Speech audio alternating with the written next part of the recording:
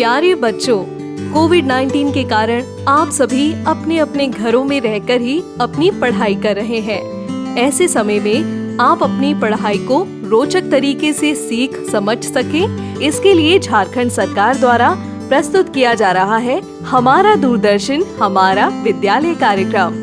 इसके माध्यम से आप प्रत्येक दिन सोमवार से शुक्रवार तक पूर्वाह्न 10 से 12 तथा अपराह्न 1 से 2 बजे तक अपनी अपनी कक्षाओं के अनुरूप कार्यक्रम देख सकेंगे। अब पढ़ाई नहीं रुकेगी।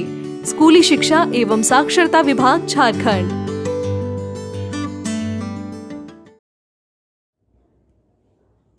नमस्ते दोस्तों, आज के इस वीडियो में हम दूरदर्शन के माध्यम से क्लास 10 और क्लास 12 की पढ़ाई करेंगे। तो चलिए देखते हैं कि हम आज क्या पढ़ेंगे। क्लास 10 में हम गणित विषय में त्रिभुज भाग 5 पढ़ेंगे और हिंदी विषय में जयशंकर प्रसाद भाग 1 और 2 की शुरुआत करेंगे। वहीं क्लास 12 में गणित विषय में सांतत्य तथा अवकलनीयता भाग 7 और 8 पढ़ेंगे और भौतिक विज्ञान विषय में विद्युत धारा भाग 5 पढ़ेंगे। इन सभी वीडियो के साथ हम रोचक प्रश्नों को भी बनाएंगे और इनके जवाब भी देखेंगे। दोस्तों, आप सबसे उम्मीद है कि आपने अपनी कॉपी और कलम अपने साथ रखी होगी और आप सभी पाठ को पढ़ने के क्रम में ज़रूरी बातों को नोट भी करते जाएंगे। तो चलिए शुरू करते हैं आज का एपिसोड। नमस्कार दोस्तों। तो हम कौन सा चैप्टर पढ़ रहे थे? त्रिभुज।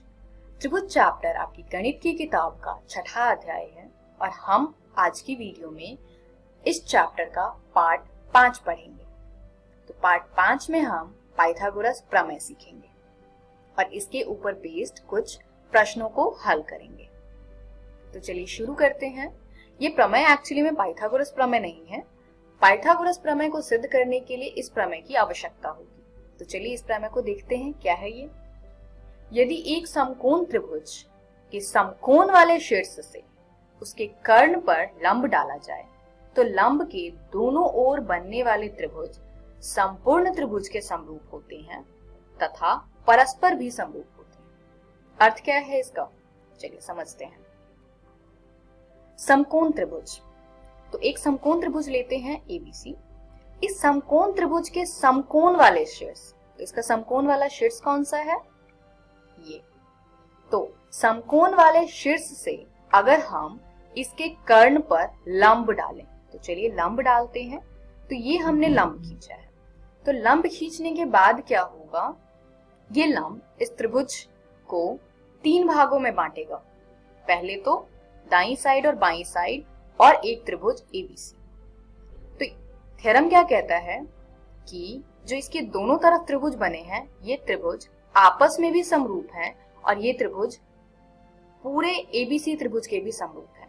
यानी त्रिभुज ADB, ये जो त्रिभुज है वो समरूप है त्रिभुज ABC के। साथ ही ये पूरा ABC त्रिभुज जो है वो समरूप है त्रिभुज BDC के। इसी के साथ जो ये दोनों छोटे त्रिभुज हैं, यानी त्रिभुज ADB समरूप है त्रिभुज BDC के। तो ये है इस थ्योरम का अर्थ, जिसको आप आगे प्रयोग करेंगे। अगर आप चाहें तो इसे आसानी से सिद्ध कर सकते हैं। ये सारे ही त्रिभुज कोण कोण समरूपता कसौटी से सिद्ध हो जाएंगे। तो ये आपके लिए एक होमवर्क है कि आप इसको खुद से सिद्ध करें। अगला थ्योरम देखते हैं, जिसको हम पाइथागोरस प्रमेय कहते हैं। ये है क्या, एक समकोण त्रिभुज में कर्ण का वर्ग शेष 2 भुजाओं के वर्गों के योग के बराबर होता है। यानी एक त्रिभुज होगा समकोण त्रिभुज, इसमें जो कर्ण है उसका स्क्वायर यानी वर्ग बाकी 2 भुजाएं कौन सी होती हैं? आधार तथा लंब, इनके वर्गों के योग के बराबर होगा। चलिए सिद्ध करते हैं। स्टेप वाइज करेंगे। 2 थ्योरम हमने कर लिया है और आपको स्टेप्स याद हो गएंगे। सबसे पहले हम क्या करते हैं, सबसे पहले देखते हैं दिया क्या है। तो हमें एक समकोण त्रिभुज ABC दिया है। तो ये ले लेते हैं एक ABC समकोण त्रिभुज जो कि कोण B पर समकोण है, यानी इसका कोण B 90 डिग्री का है। सिद्ध क्या करना है हमें, हमारा सेकंड स्टेप क्या होता है प्रमेय का, सिद्ध क्या करना है। तो सिद्ध करना है हमें AC का वर्ग बराबर AB का वर्ग जमा BC का वर्ग। यहाँ AC इस त्रिभुज का कर्ण है और AB और BC बाकी दो भुजाएं हैं। अब तीसरा स्टेप क्या होता है, रचना। तो रचना क्या करेंगे हम, रचना करेंगे BD लंब खींचेंगे AC पर। तो ये हमने BD एक लंब खींचा है AC पर। अब चलिए सिद्ध करते हैं इसको। त्रिभुज ADB समरूप होगा त्रिभुज ABC के। क्यों, क्योंकि प्रमेय 7 में हमने ये देखा कि ये त्रिभुज आपस में समरूप होते हैं। अब अगर ये त्रिभुज समरूप हैं तो हम लिख सकते हैं AD बटे AB बराबर AB बटे AC के। क्यों, क्योंकि समरूप त्रिभुजों के संगत भुजाओं का अनुपात बराबर होता है। इसी प्रकार अगर हम इसका क्रॉस मल्टीप्लाई करें तो हमें मिलेगा AD गुने में AC बराबर AB का वर्ग। इसको देते हैं समीकरण 1 नाम। अब दूसरा त्रिभुज अगर देखें तो त्रिभुज BDC समरूप है त्रिभुज ABC के। फिर से क्यों, प्रमेय 7 का प्रयोग करके। अब यहां पर भी CD बटे BC बराबर होगा BC बटे AC के। क्यों, क्योंकि समरूप त्रिभुजों के संगत भुजाओं का अनुपात बराबर होता है। इसको अगर हम क्रॉस मल्टीप्लाई करें तो हमें प्राप्त होगा CD गुने में AC बराबर BC का वर्ग। इसको देते हैं समीकरण 2 का नाम। अब हम क्या करेंगे, अब हम समीकरण 1 और समीकरण 2 को जोड़ेंगे। तो जोड़िए इसको, इससे हमें प्राप्त होगा AD गुने में AC जमा CD गुने में AC बराबर AB का वर्ग जमा BC का वर्ग। अब आप अगर बाईं ओर ध्यान से देखें तो आपको AC दोनों पदों में उभयनिष्ठ दिख रहा होगा। तो इस उभयनिष्ठ AC को हम बाहर कॉमन ले सकते हैं। तो इससे हमें मिलेगा AC ब्रैकेट में AD जमा CD बराबर AB का वर्ग जमा BC का वर्ग। अब AD जमा CD क्या होगा, तो आप चित्र में देखिए कि AD को अगर हम CD से जोड़े तो क्या मिलेगा, ये आएगा AC के बराबर।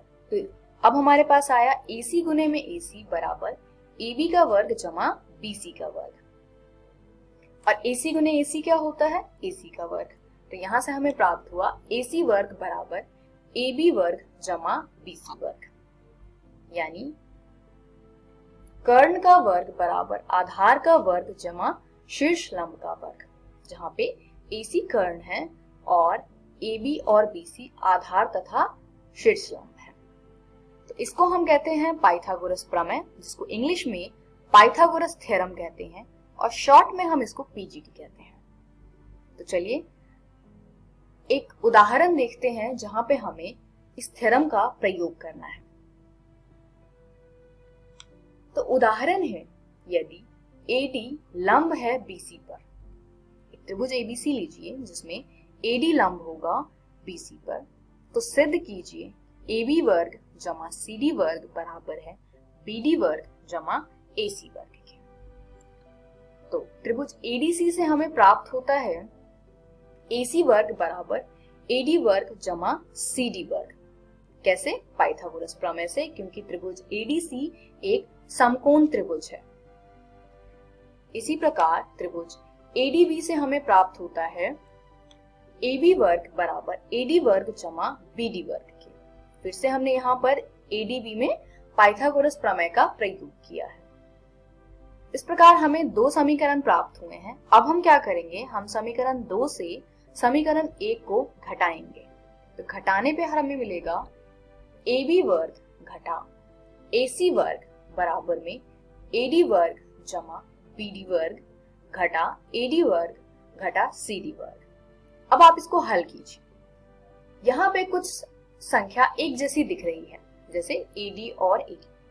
AD वर्ग घटा AD वर्ग, ये घट करके 0 के बराबर आ जाएगा। तो बचा क्या हमारे पास, AB वर्ग घटा CD वर्ग बराबर BD वर्ग घटा CD वर्ग। अब जो घटा वाले टर्म्स हैं, पद हैं, उसको हम दूसरी तरफ ले जाते हैं ताकि ये जमा में कन्वर्ट हो जाए। तो हमें मिलेगा AB वर्ग जमा CD वर्ग बराबर AC वर्ग जमा BD वर्ग। तो यही हमें सिद्ध करना था इस प्रश्न में। अब देखते हैं प्रमेय 9। यदि किसी त्रिभुज की एक भुजा का वर्ग अन्य दो भुजाओं के वर्गों के योग के बराबर हो तो पहली भुजा का सम्मुख कोण समकोण होता है। एक बार इस स्टेटमेंट को आप लोग पढ़िए और देखिए कि आपको क्या समझ में आता है। क्या हमने ऐसा सा स्टेटमेंट पहले पढ़ा है? जी हाँ, पाइथागोरस प्रमेय का स्टेटमेंट भी कुछ ऐसा सा ही था, बस थोड़ा सा उल्टा था। वहां क्या था? वहां हमें समकोण त्रिभुज दिया हुआ था और उसका कंक्लूजन ये निकलता था कि एक भुजा का वर्ग बराबर होगा अन्य दो भुजाओं के वर्गों के योग के। यहाँ कुछ उल्टा लिखा हुआ है, इसीलिए इस थ्योरम को हम पाइथागोरस प्रमेय का कन्वर्स या फिर विलोम कहते हैं। चलिए समझते हैं इसको। एक त्रिभुज ABC दिया है और ABC में एक भुजा का वर्ग अन्य दो भुजाओं के वर्गों के योग के बराबर है और वो एक भुजा कौन सी है? AC का वर्ग बराबर है AB के वर्ग जमा BC के वर्ग के। और AC क्या है यहाँ पे? कर्ण। इस प्रकार हमें मिलता है कर्ण का वर्ग बराबर आधार के वर्ग जमा शीर्ष लंब के वर्ग के। तो AC भुजा के सम्मुख कोण, पहली भुजा का सम्मुख कोण जो है वो समकोण होता है। तो पहली भुजा कौन सी है यहाँ पर? AC। तो AC के सम्मुख कोण कौन सा है? B। तो कोण B जो है वो क्या होगा? समकोण, यानी 90 डिग्री का। तो ये है पाइथागोरस प्रमेय का विलोम, जिसका भी प्रयोग हम प्रश्नों को हल करते टाइम पे करते हैं। तो इस वीडियो में हमने सीखा पाइथागोरस प्रमेय तथा इसका विलोम। पाइथागोरस प्रमेय का निष्कर्ष जो निकलता था वो क्या है? कर्ण का वर्ग बराबर आधार का वर्ग जमा शीर्ष लंब के वर्ग। हमारी अगली वीडियो में हम कुछ प्रैक्टिस क्वेश्चंस करेंगे। तो ये हमारी छठी वीडियो होगी, जिसमें हम पहली 5 वीडियो में जितने कॉन्सेप्ट्स पढ़े हैं उस पे बेस्ड कुछ क्वेश्चंस करेंगे। Thank you.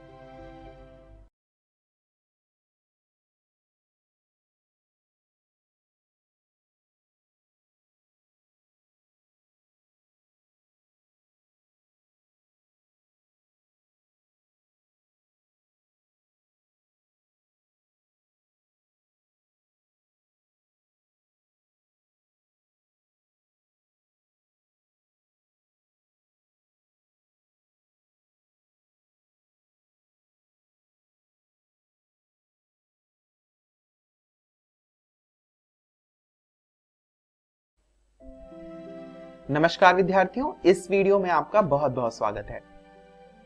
आज हम 10वीं कक्षा की हिंदी की पाठ्य पुस्तक क्षितिज भाग 2 के चौथे पाठ को पढ़ने जा रहे हैं, जिसका नाम है आत्मकथ्य।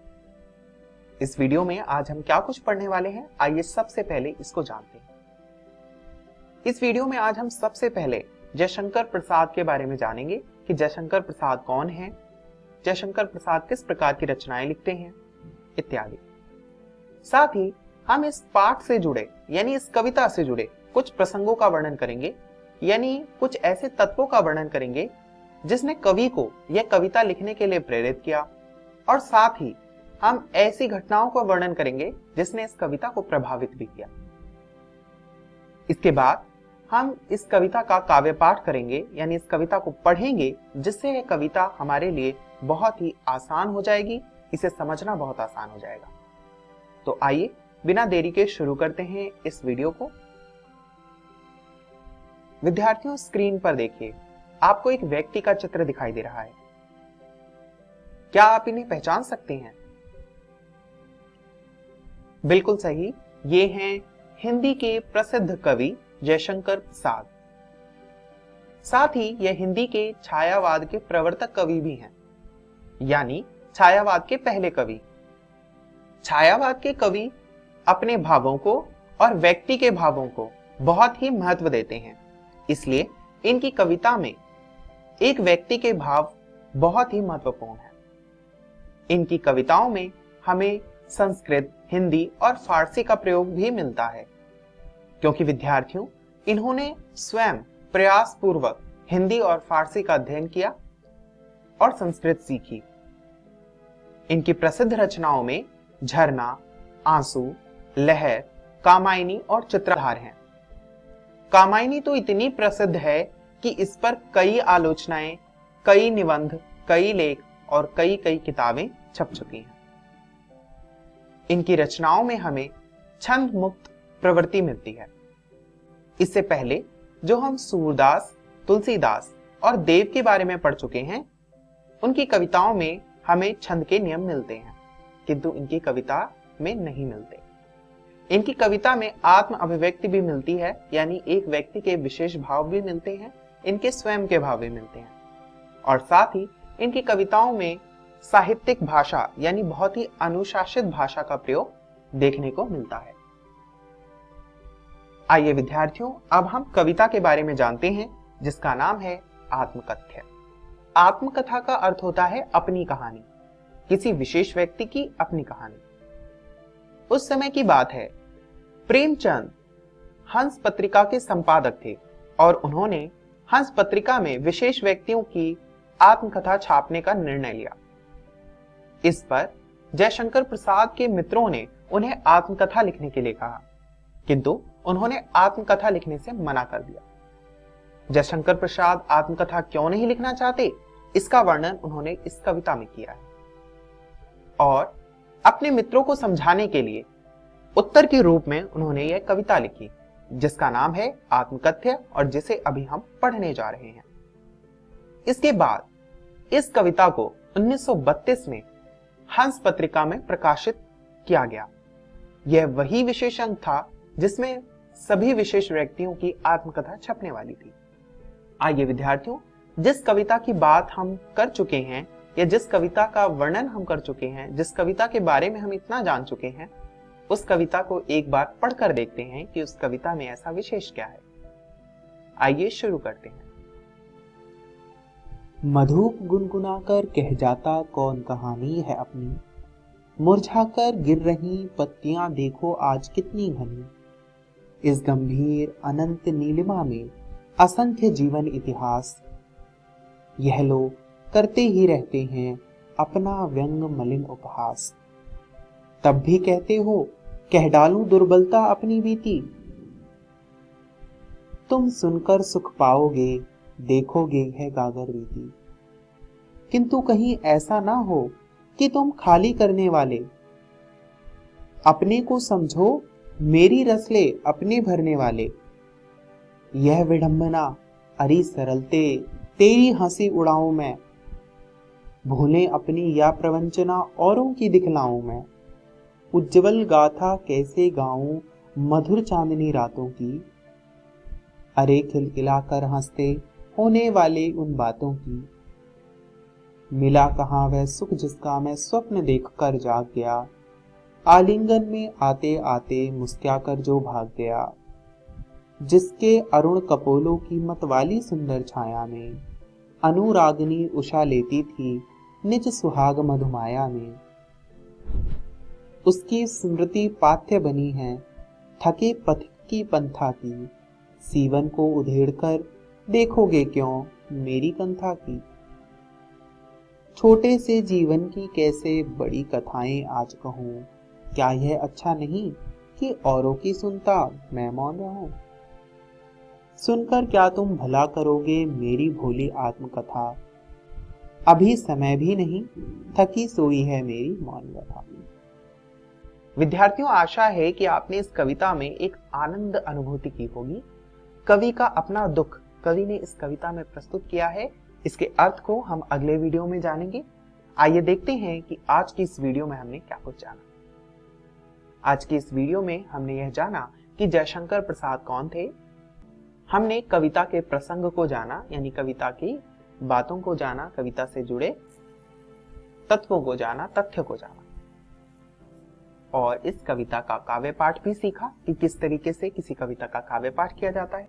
विद्यार्थियों, स्क्रीन पर ध्यानपूर्वक देखें तो आपको एक प्रश्न दिखाई दे रहा है, जयशंकर प्रसाद कौन थे। घर पर जाकर आप इस पाठ को पढ़ेंगे और इस प्रश्न का उत्तर लिखेंगे। आइए देखते हैं अगली वीडियो में हम क्या पढ़ने वाले हैं।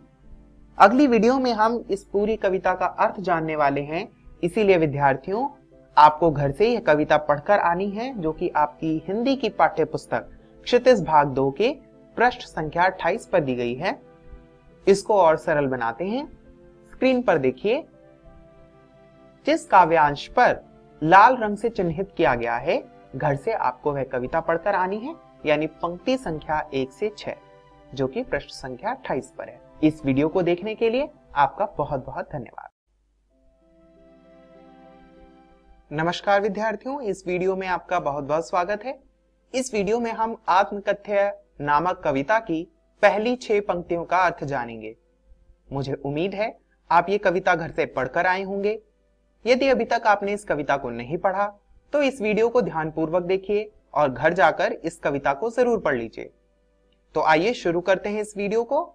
आज की इस वीडियो में सबसे पहले हम कविता से जुड़े हुए कुछ प्रसंगों का वर्णन करेंगे, यानी तथ्यों का वर्णन करेंगे, जिससे हमें कविता का अर्थ जानने में बहुत ही आसानी होगी। साथ ही हम पहली 6 पंक्तियों का अर्थ भी जानेंगे, जैसा हम शुरुआत में ही कह चुके हैं। आइए विद्यार्थियों, शुरू करते हैं इस वीडियो को। जैसा कि हम पिछली वीडियो में भी बता चुके हैं कि कवि अपनी आत्मकथा लिखने से बचना चाहता है। विद्यार्थियों, क्या आपके मन में प्रश्न नहीं उठता कि कवि आत्मकथा क्यों नहीं लिखना चाहता? कवि आत्मकथा इसलिए नहीं लिखना चाहता क्योंकि कवि को उसका जीवन बहुत ही दुखमय लगता है, जिससे कोई आशा नहीं मिलेगी, निराशा ही मिलेगी। इसलिए वह इसे लिखने से बचना चाहता है। साथ ही वह क्षणभंगुर जीवन को अच्छी तरह जानता है, जो तुरंत खत्म हो जाने वाला है, जिसके लिए कवि अधिक प्रयास नहीं करना चाहता। अपने भावों को पुष्ट करने के लिए और प्रमाणित करने के लिए कवि ने प्रतीकात्मक शैली का प्रयोग किया है। इस काव्यांश में कवि ने आत्मकथा की निरार्थकता स्पष्ट की है, यानी आत्मकथा की निरार्थकता पर बल दिया है। आइए विद्यार्थियों, अब हम कविता का अर्थ जानते हैं। कविता है, मधुप गुनगुनाकर कह जाता कौन कहानी यह अपनी, मुरझाकर गिर रही पत्तियां देखो कितनी आज घनी। विद्यार्थियों, यहां पर मधुप का अर्थ है भौरा और घनी का अर्थ है अधिक मात्रा में, निरंतर। अब आप देखेंगे कि मधुप का मतलब तो भौरा है, तो भौरा गुनगुना कर अपनी कहानी कैसे कह सकता है? दरअसल यहां भौरा जो है वह उन लोगों को कवि ने कहा है जो कि अपनी आत्मकथा लिखने के लिए बहुत ही ललायित रहते हैं और जब तक अपने जीवन से जुड़ी हुई बातों के बारे में लिखते रहते हैं और कहते रहते हैं। वे कहते हैं कि भौरे की तरह वे लोग अपने जीवन की कहानी बताते रहते हैं। अगली पंक्ति है, मुरझाकर गिर रही पत्तियां देखो आज कितनी घनी। यहां पर पत्तियां का अर्थ है कहानियां। आज इस धरती पर आप देखते होंगे कितने ही लोगों का जन्म होता है और कितनी ही लोगों की मृत्यु हो जाती है, कितने ही लोगों की आत्मकथा समाप्त हो जाती है, और उस आत्मकथा को कोई भी लिखने वाला नहीं है। हर एक आत्मकथा लिखी नहीं जाती। तो कवि ये कह रहा है कि आज इस धरती पर इतने जीवन समाप्त हो रहे हैं, आवश्यक नहीं कि हर एक जीवन से कुछ सीखने को मिले। इसीलिए कवि आत्मकथा लिखने से बच रहा है।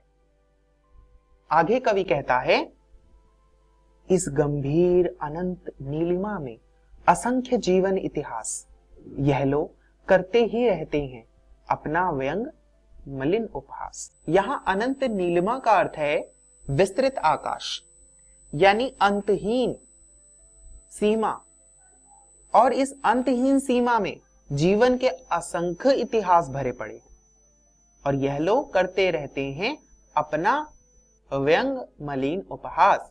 व्यंग मलिन का अर्थ होता है खराब ढंग से निंदा करना, निंदा यानी बुराई करना, और उपहास का अर्थ होता है मजाक उड़ाना।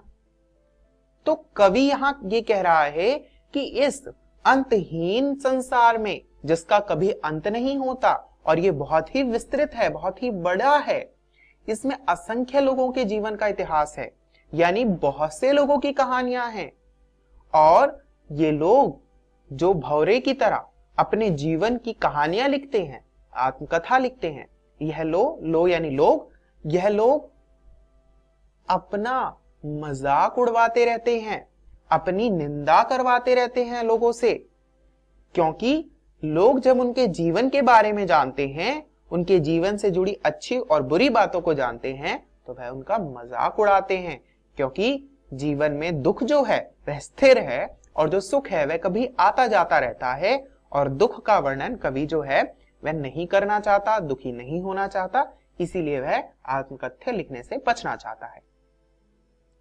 आगे वह कहता है, तब भी कहते हो कह डालूं दुर्बलता अपनी बीती, तुम सुनकर सुख पाओगे देखोगे है गागर रीति।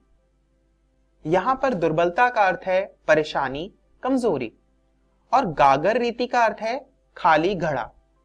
क्योंकि यहां पर प्रतीकात्मक शब्दों का प्रयोग हुआ है, इसीलिए खाली घड़े का अर्थ यहां पर भावहीन मन है।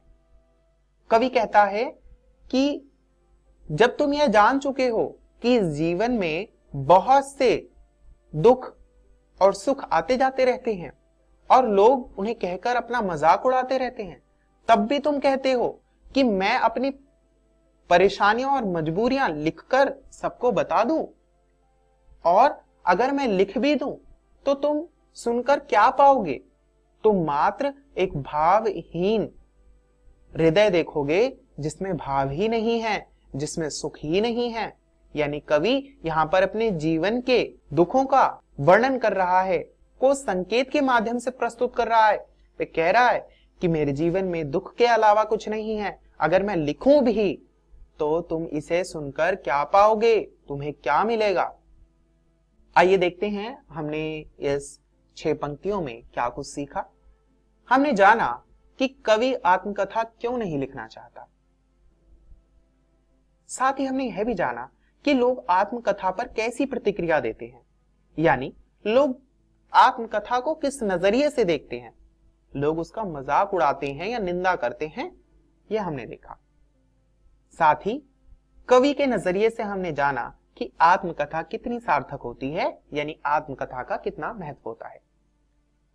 विद्यार्थियों, घर जाकर जब आप इस कविता के इस अंश को पढ़ेंगे तो आप इन प्रश्नों का उत्तर लिखने का प्रयास करना। इन प्रश्नों के उत्तर के लिए आप एक एक अनुच्छेद जरूर लिखिए। अगली वीडियो में हम शेष कविता का अध्ययन करेंगे।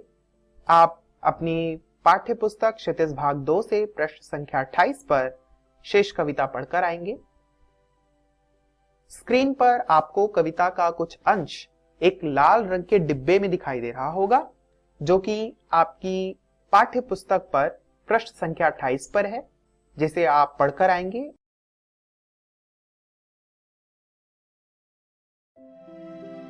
नमस्कार दोस्तों, आज के इस वीडियो में आपका स्वागत है। आज हम पढ़ेंगे पाठ सांतत्य तथा अवकलनीयता का भाग 7। पिछले वीडियोस में हमने सीखा सांतत्य क्या होता है, अवकलनीयता क्या होता है और इनके बीच में संबंध किस प्रकार से परिभाषित है।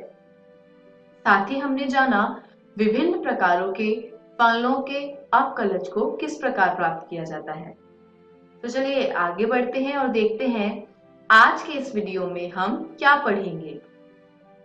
आज हम पढ़ेंगे फलनों के प्राचलिक रूपों के अवकलज। तो चलिए शुरू करते हैं।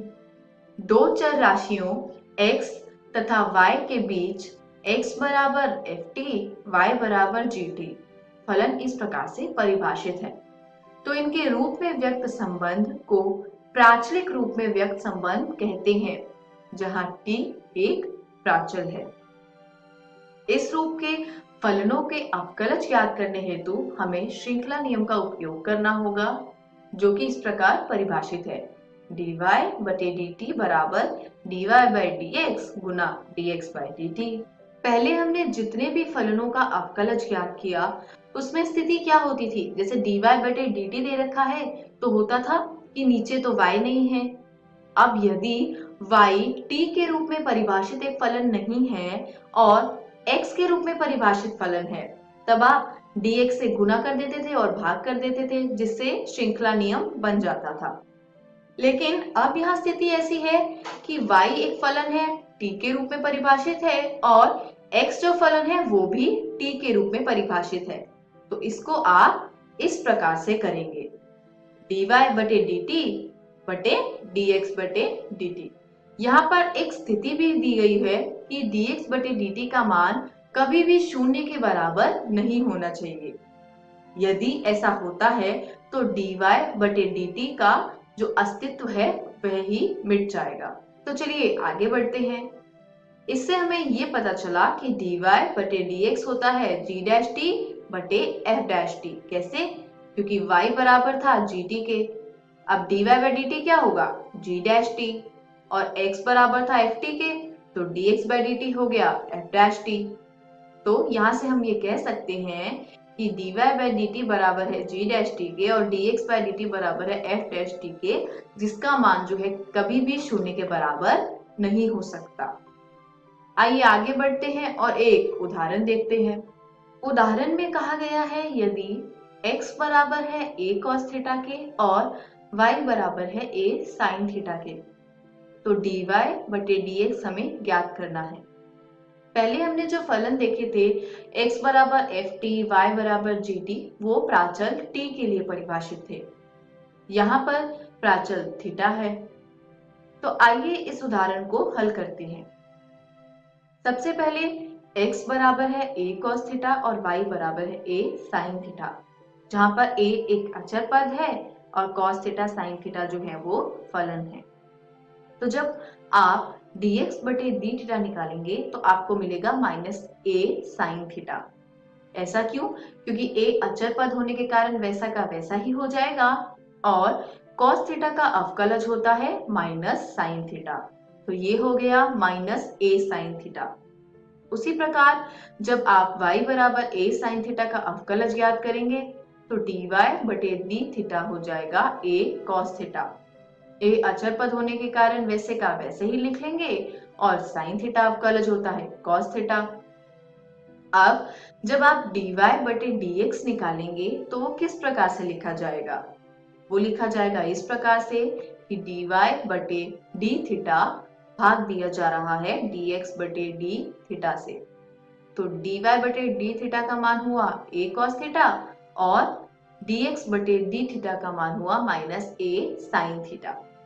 तो a और a आपस में कट जाएंगे और cos थीटा बटे sin थीटा क्या होता है? आपने अपनी 10वीं कक्षा में पढ़ा होगा, ये होता है cot थीटा। लेकिन क्योंकि आगे ऋणात्मक चिन्ह है तो हम इसको कहेंगे माइनस cot थीटा। तो ये उदाहरण तो हल हो गया। चलिए आगे बढ़ते हैं और एक और उदाहरण देखते हैं।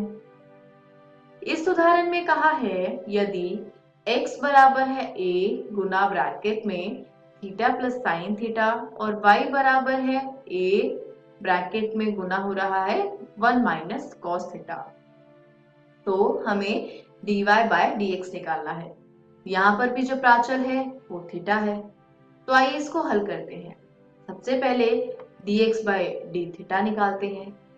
a अचर पद होने के कारण बाहर आ जाएगा। क्यों?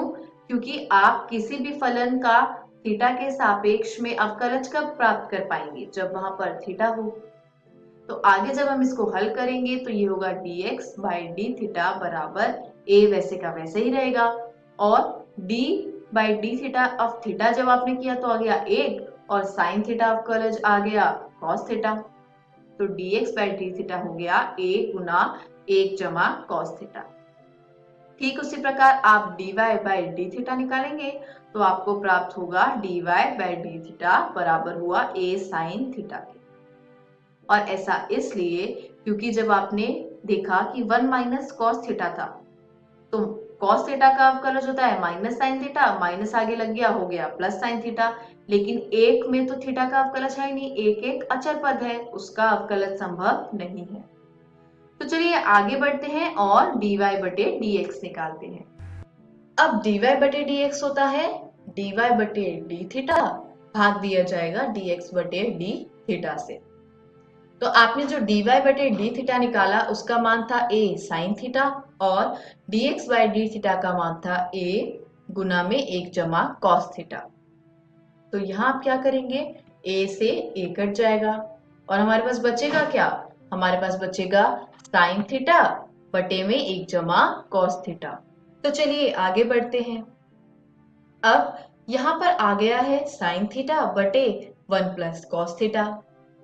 आप सभी ने कक्षा 11वीं में कुछ सूत्र पढ़े होंगे, जिसमें से एक ये था, cos 2 थीटा बराबर होता है 2 cos स्क्वायर थीटा माइनस 1 के। अब इसके क्रम में मैं थोड़ा सा परिवर्तन करती हूँ।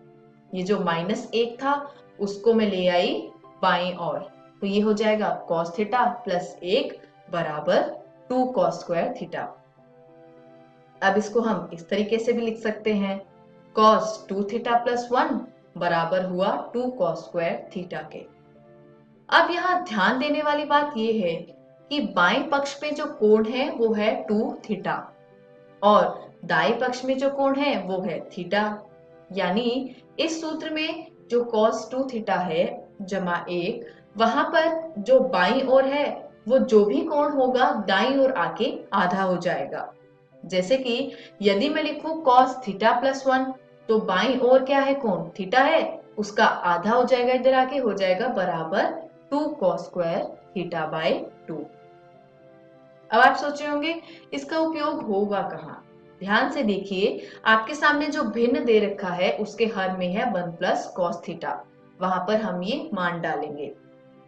आइए एक और सूत्र देखते हैं। हमने पढ़ा था साइन 2 थीटा बराबर 2 sine theta into cos theta. यहां पर भी ठीक वही हो रहा है। बाएं पक्ष में कोण 2 थीटा है और दाएं पक्ष में थीटा, यानी कोण जो है वो आधा हो रहा है। तो अगर मैं साइन थीटा ले लूं तो वहां पर दाईं ओर क्या होएगा, कोण थीटा बाय 2। अब हम क्या करेंगे, ये जो दोनों मान हमने निकाले हैं इसको अपने भिन्न में डालेंगे। साइन थीटा की जगह हो जाएगा 2 sine theta by 2 into cos theta by 2 और नीचे लिखेंगे 2 कॉस स्क्वायर थीटा बाय 2, जिसको यदि मैं थोड़ा सा खोल के लिखूं तो ऊपर आएगा 2 sine theta by 2 Guna cos theta by 2 और नीचे आएगा 2 cos theta by 2 Guna cos theta by 2। कुछ नहीं किया, बस कॉस स्क्वायर थीटा बाय 2 को खोल दिया है। अब ये cos थीटा से cos थीटा बाय 2 कट जाएगा और 2 से 2 कट जाएगा, तो हमको मिलेगा tan थीटा बाय 2। क्यों? क्योंकि sin थीटा बाय 2 को जब भाग दिया जाएगा cos थीटा बाय 2 से तो ये हो जाता है tan थीटा बाय 2। इसी के साथ हमारा आज का ये वीडियो यही समाप्त होता है। चलिए आगे बढ़ते हैं और देखते हैं आज हमने क्या सीखा। आज हमने सीखा फलनों के प्राचलिक रूपों के अवकलज। घर जाइए, आपके पाठ 5 पे इस पर संबंधित जितने भी प्रश्न दिए हैं सबका निरंतर अभ्यास कीजिए। किसी भी प्रकार के संदेह एवं सहायता के लिए हम हमेशा उपलब्ध हैं। चलिए आगे बढ़ते हैं और देखते हैं अगली वीडियो में आप क्या देखेंगे। अगली वीडियो में आप जानेंगे द्वितीय कोटि का अवकलज। आशा करती हूँ आज का पाठ आपको समझ आया होगा। धन्यवाद।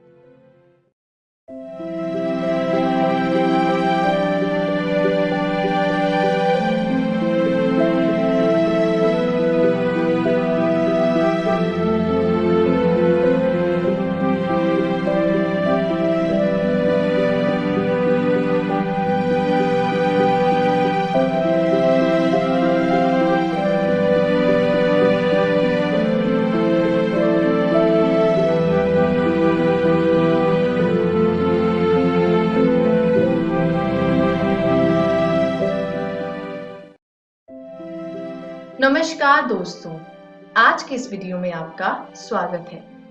आज हम पढ़ेंगे सांतत्य तथा अवकलनीयता का भाग 8। पिछले वीडियोस में हमने सीखा अवकलनीयता होता क्या है और विभिन्न प्रकार के जो फलन होते हैं उनके अवकलजों को किस प्रकार प्राप्त किया जाता है। साथ ही हमने जाना श्रृंखला नियम के बारे में। तो चलिए इसी सिलसिले को आगे बढ़ाते हैं और देखते हैं आज के इस वीडियो में हम क्या पढ़ेंगे। आज हम पढ़ेंगे द्वितीय कोटि का अवकलज। अब अवकलज क्या होता है ये तो हम जानते हैं, चलिए देखते हैं द्वितीय कोटि का अवकलज कैसे निकालते हैं। मान लीजिए y बराबर fx एक फलन है, तो जब इसका अवकलज ज्ञात करते हैं dy बटे dx तो वो होता है f डैश x। लेकिन तब क्या होगा जब f डैश x भी अवकलनीय हो।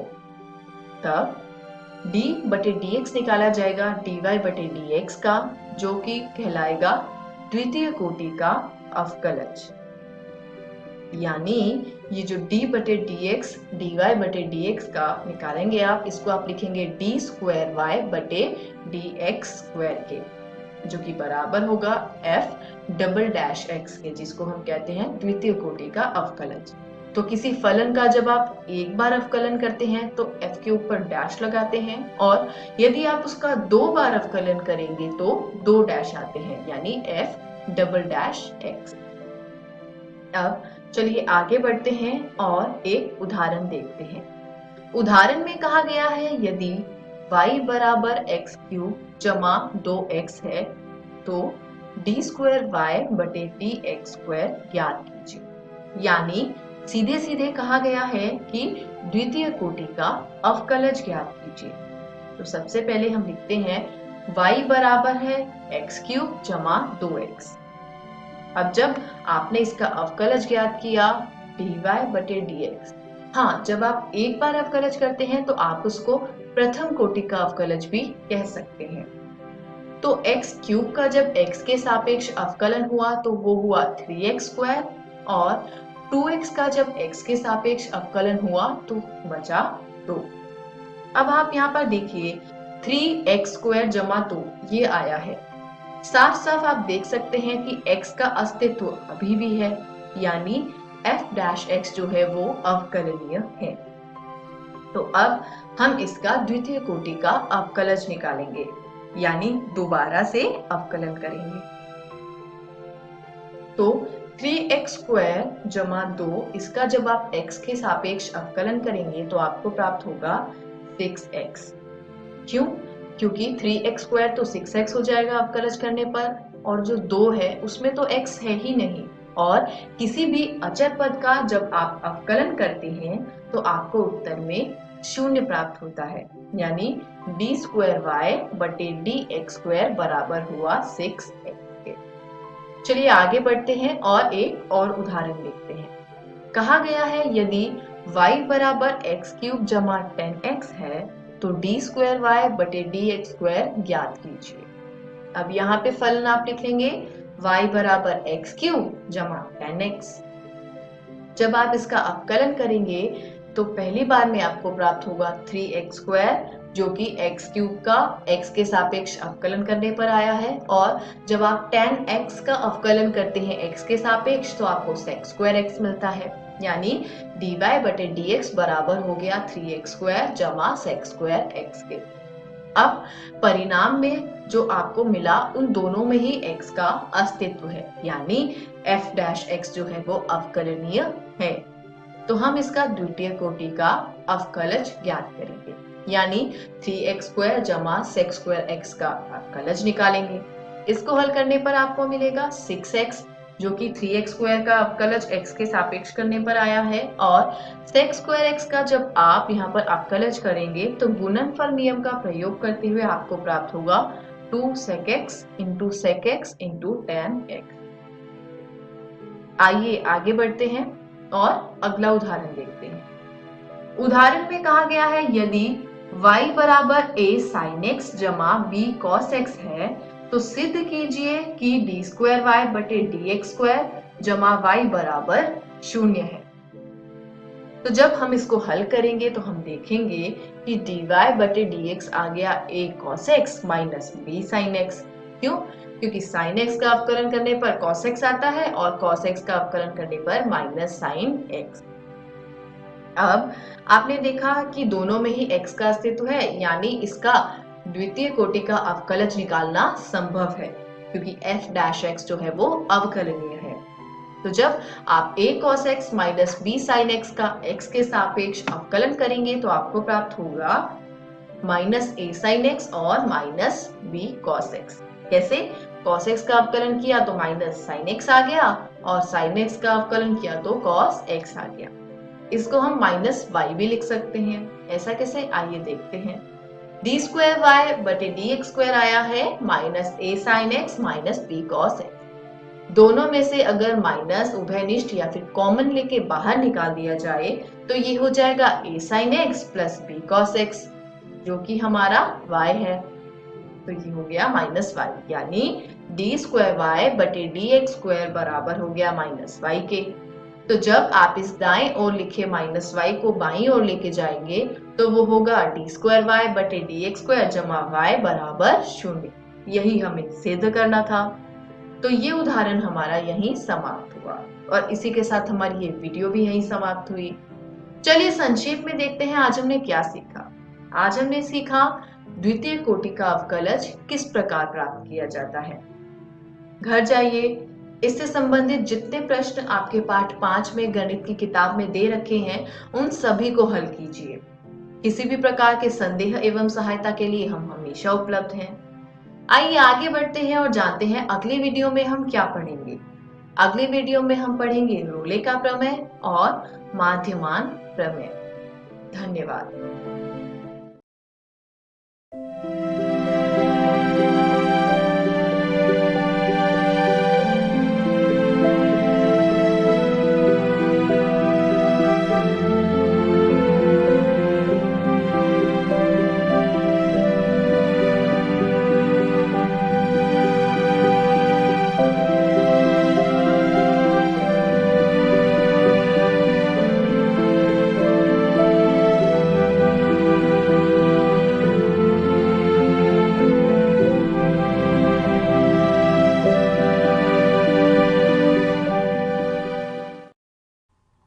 हेलो दोस्तों, भौतिकी की इस कक्षा में आप सभी का स्वागत है। दोस्तों, आज हम हमारे तीसरे अध्याय विद्युत धारा का 5वां भाग समझेंगे और इस भाग में हम समझेंगे विद्युत सेल का संयोजन और किरचॉफ के नियम। तो आइए इस भाग को शुरू करते हैं। पहले विषय विद्युत सेल के संयोजन से। दोस्तों, जब दो या दो से अधिक सेल को एक दूसरे के साथ मिलाया जाता है तो उनके संयोजन को एक बैटरी कहा जाता है। अब अगर हम किसी परिपथ के लिए सेल के लिए उपयोग होने वाले चिन्हों को देखें और उन्हें एक दूसरे से संयोजित कर दें तो वो कुछ इस प्रकार से होंगे और संयोजन के बाद इन्हें कुछ ऐसे भी दिखाया जा सकता है। अब यदि हम संयोजन के तरीकों पर विचार करें तो किसी परिपथ में विद्युत सेलों को दो तरीकों से संयोजित किया जा सकता है, जिन्हें कहा जाता है श्रेणी क्रम संयोजन, जो कुछ इस प्रकार से होता है, और दूसरा है समांतर क्रम संयोजन, जो कुछ इस प्रकार से दिखाई पड़ता है। आइए इसमें सबसे पहले समझते हैं श्रेणी क्रम संयोजन को।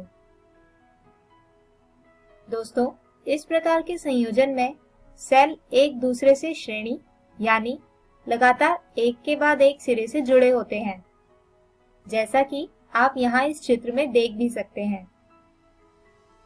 इस प्रकार के संयोजन में यदि आप ध्यान दें तो आप पाएंगे कि सभी सेल के आंतरिक प्रतिरोध एक दूसरे से श्रेणी में जुड़े होते हैं, जिसकी वजह से यदि इस परिपथ का कुल प्रतिरोध देखा जाए तो वह होगा RT बराबर बाह्य प्रतिरोध R जमा आंतरिक प्रतिरोध R जमा R जमा R, यानी RT बराबर होगा बाह्य प्रतिरोध R जमा 3 गुना आंतरिक प्रतिरोध R के। जबकि सेल के श्रेणी में जुड़े होने के कारण सभी विभव को मिलाकर परिपथ का कुल विभव V होगा 3E। अब ओम के नियम की सहायता से हम लिख सकते हैं कि V बराबर होगा I गुणा RT के, तथा इस समीकरण में V और RT का मान रखें तो समीकरण आती है 3E बराबर I ब्रैकेट R जमा 3R के, जिससे I आता है 3E बटे R जमा 3R। यानी यदि अगर हमें n सेलों को श्रेणी में जोड़ना है तो उस स्थिति में I यानी परिपथ में कुल धारा आएगी NE बटे R जमा NR के। आइए अब बात करते हैं समांतर क्रम संयोजन की। इस प्रकार के संयोजन में सेल एक दूसरे से समांतर यानी ऊपर नीचे जुड़े होते हैं, जिसके कारण इनके आंतरिक प्रतिरोध भी समांतर क्रम में जुड़ जाते हैं।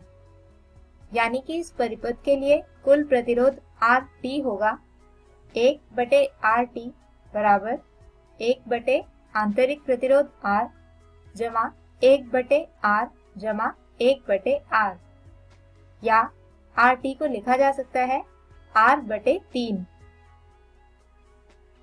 इसके अतिरिक्त ये आंतरिक प्रतिरोध बाह्य प्रतिरोध से श्रेणी में संयोजित है, जिसके कारण परिपथ का कुल प्रतिरोध होगा R जमा R/3, जबकि समांतर क्रम में जुड़े होने के कारण कुल विभव V होगा किसी भी एक सेल के EMF यानी E के बराबर। अब ठीक पहले की ही तरह ओम के नियम का उपयोग कर यानी V बराबर I गुणा RT हम लिख सकते हैं कि E बराबर होगा I ब्रैकेट बाह्य प्रतिरोध R जमा आंतरिक प्रतिरोध R/3 के, जिससे परिपथ में प्रवाहित होने वाली कुल धारा I आती है E/R जमा R/3। अब यदि इसी प्रकार n सेलों को समांतर क्रम में जोड़ा जाए तो उस स्थिति में परिपथ की कुल धारा I होगी E/R जमा R/n। आइए अब समझते हैं हमारा आज का दूसरा विषय, किरचॉफ के नियम। दोस्तों, किरचॉफ के विद्युत धारा पर कुल 2 नियम हैं, जिनमें से पहला नियम कहलाता है किरचॉफ का संधि नियम। इस नियम के अनुसार किसी संधि पर संधि से प्रवेश करने वाली विद्युत धाराओं का योग इस संधि से निकलने वाली विद्युत धाराओं के योग के बराबर होता है। अब इसे समझने के लिए हम यहाँ मान लेते हैं कि कोई 5 शाखाएं आपस में आकर बिंदु O पर संधि बनाती हैं। इस संधि पर किसी एक शाखा से I1, दूसरी से I2 तथा तीसरी से I3 धारा संधि की ओर प्रवाहित होती है, जबकि चौथी शाखा से I4 और पांचवी से I5 संधि से बाहर की ओर प्रवाहित होने वाली धाराएं हैं। अब किरचॉफ नियम के अनुसार प्रवेश करने वाली धाराओं का योग निकलने वाली धारा के योग के बराबर होगा, यानी I1 जमा I2 जमा I3 बराबर होगा I4 जमा I5 के। यानी इसे लिखा जा सकता है कि I1 जमा I2 जमा I3 घटा I4 घटा I5 बराबर होगा 0 के।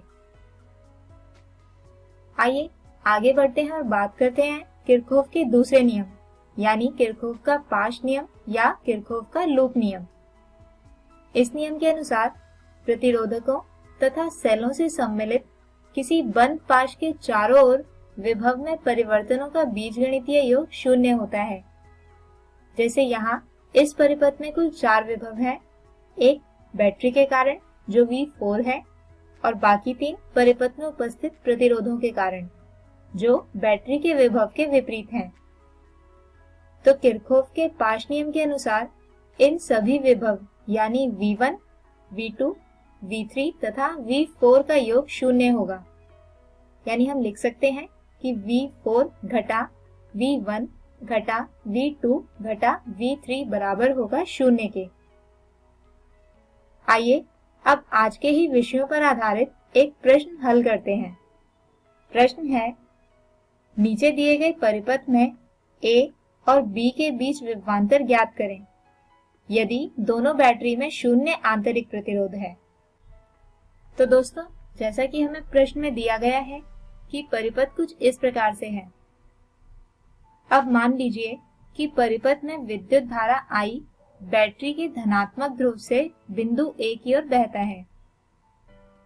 अब किरचॉफ के पाश नियम के अनुसार E1 घटा E2 बराबर होगा I ब्रैकेट R1 जमा R2 के, जिसमें राशियों का मान रखने तथा हल करने पर I आता है 2 एम्पीयर के बराबर।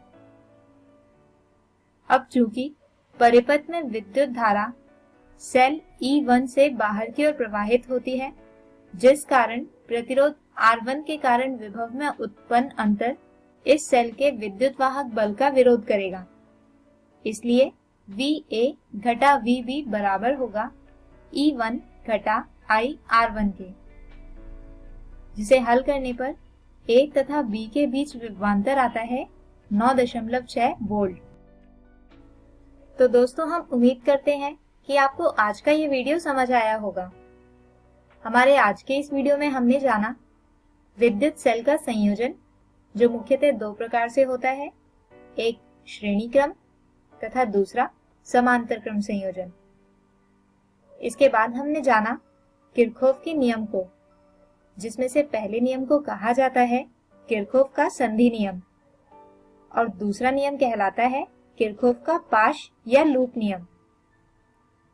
हमारे अगले वीडियो में हम समझेंगे किरचॉफ के नियम के ही कुछ अनुप्रयोगों को, जिनमें आते हैं व्हीटस्टोन सेतु, मीटर सेतु और पोटेंशियोमीटर या विभव मापी।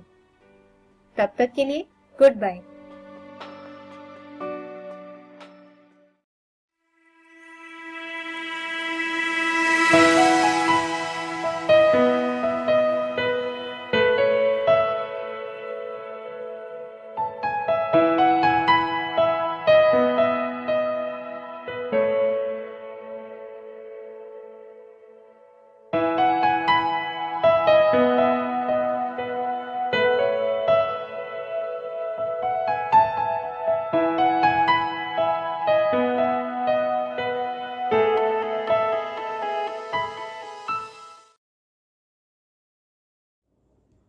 हेलो दोस्तों, आशा है आप सबको आज पाठ पढ़ के बहुत मज़ा आया होगा।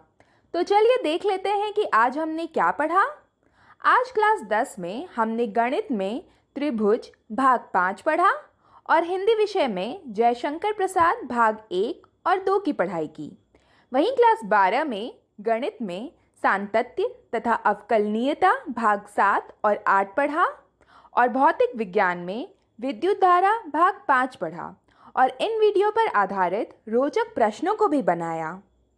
अब देखते हैं दोस्तों कि हम कल क्या पढ़ेंगे।